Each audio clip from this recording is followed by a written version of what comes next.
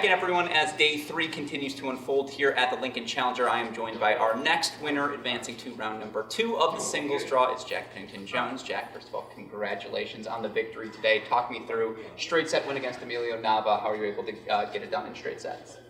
Yeah, I mean, obviously it's a great win. He's a really accomplished player. I think he's almost been top 100. He hits a great ball, very physical, and I mean, the conditions cooling down a lot today was great. I mean, it felt like English summertime, probably like mid-70s, cloudy, bit of wind. So I felt really comfortable.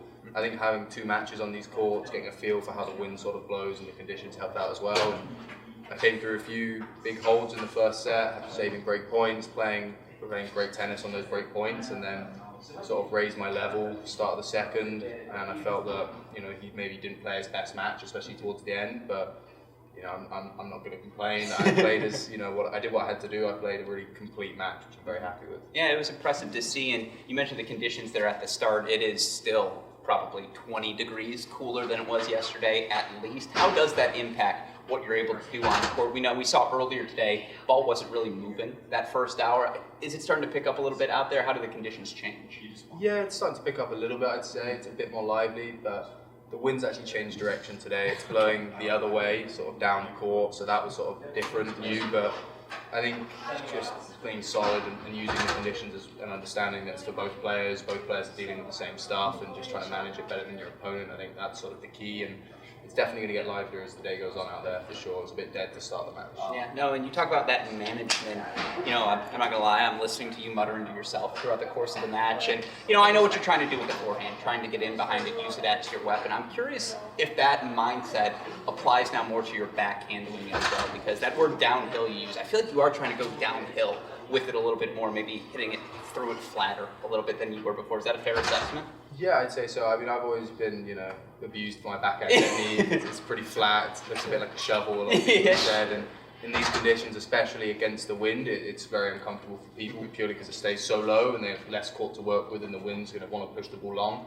And then when I'm with the wind, if I can lean on it and sort of get over the ball, it's just going to come through even faster. So, yeah, I'd say that's sort of a big focus as well, just coming in when I can and sort of shoveling it as well as I can as well. Yeah, I think it's working so far, and you use that word focus as well.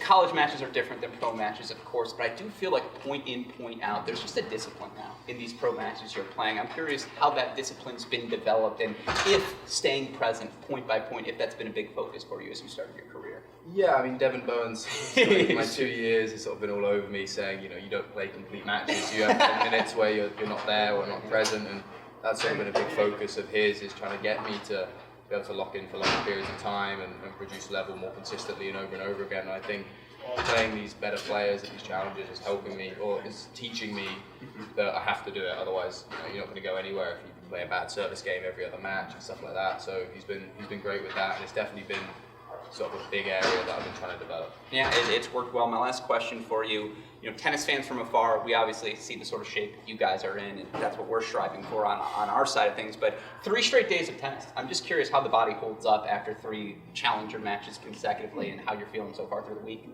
I feel all right. I mean, I'm definitely not in as good a shape as a lot of other guys here. I'm not going to lie. I'm definitely have a long way to go physically, but it's just confidence. That's sort of been the goal, confidence in my body to be able to go week after week, match after match. And obviously, I cramped up last week. I pulled out, so to come back and play 3 physically very good matches, especially the last 2 days in hot conditions, coming through, it's really positive. And just keep trying to do the basics well before the match, after the match, and put myself in hopefully a good position to do it again tomorrow or the day after. So yeah. We'll see what happens. No, it's worked out well, and I think I'm talking to the tennis gods here. The man's earned a day off. Let's give it to him tomorrow. Jack Pinnington Jones through to round 2. Congratulations. Cheers, Alex. Thank you very much.